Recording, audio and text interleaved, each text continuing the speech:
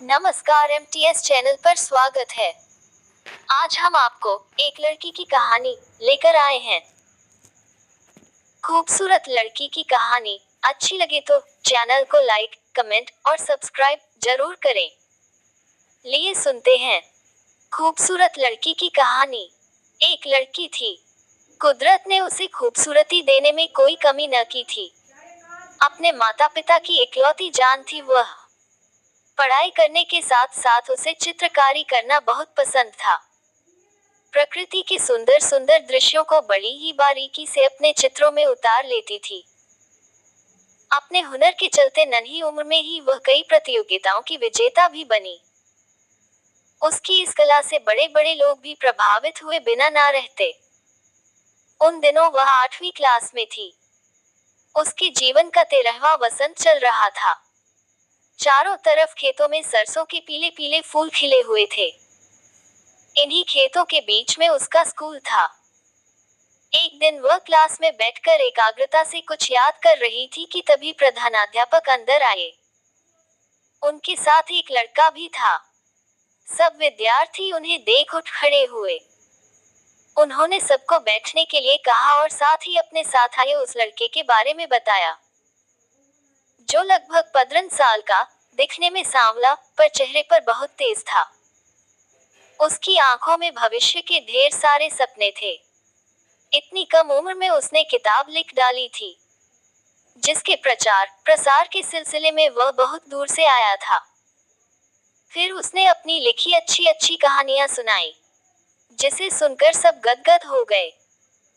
उसने सब बच्चों से जीवन में खूब मेहनत और लगन से पढ़ने, लिखने और कुछ बनकर दिखाने की बात कही। सुनकर सबने खुशी खुशी उसकी लिखी हुई किताब को खरीदा। उस लड़की ने भी। फिर वह लड़का भविष्य में फिर अपनी नई किताब के साथ आने को बोलकर तो चला गया, पर उस लड़की के मन मंदिर में अपनी मूरत छोड़ गया। वह उस लड़के को खूब याद करती, उसकी किताब को बार बार पढ़ती और उसमें छपी उसकी फोटो को देखते हुए उसका जीना भरता। वह हमेशा यही ख्वाब देखती कि काश उस लड़के से उसकी शादी हो जाती तो वह खूब कहानियां लिखता और वह उसकी कहानियों के लिए सुंदर सुंदर चित्र बनाती। शायद इसीलिए क्योंकि उसके सपने और अरमान उस लड़के के सपनों से बहुत मिलते जुलते थे। समय पंख लगाकर उड़ता रहा। वह उस लड़के का इंतजार करती रही। रोज भगवान से उसकी नई किताब के लिए प्रार्थना करती। धीरे धीरे दिन, महीने और साल गुजर गए, पर वह लड़का फिर कभी नहीं आया। अब वह स्कूल से कॉलेज में पहुंच गई।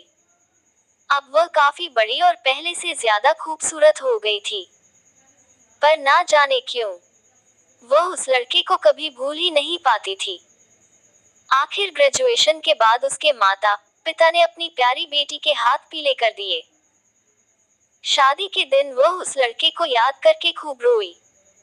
कुछ महीने के बाद ही उसका पति उसे लेकर मुंबई चला गया, जहां उसने आगे पढ़ने की इच्छा जाहिर की तो उसके पति ने खुशी खुशी वहां के कॉलेज में उसका दाखिला करवा दिया।